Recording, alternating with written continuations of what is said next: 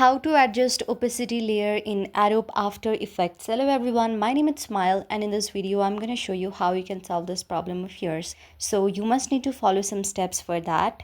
So if you ever open your Adobe Photoshop and you want to just have a layer of opacity there, then you can use the opacity property from the timeline.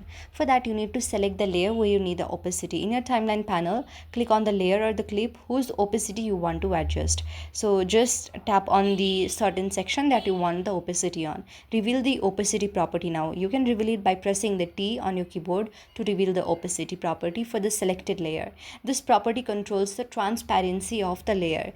Now adjust the opacity. You will see a percentage value next to the opacity, like 100% means full opaque, 0% means transparent fully, and just like that select it to your choice and adjust and select it. Now the keyframe opacity, which is totally optional, is if you want to animate the opacity over time, click the stopwatch icon next to the opacity property to set a keyframe, then move to playhead to a different point in time and again set the opacity value there. Just like this, you can set the opacity in different clips after effect as well.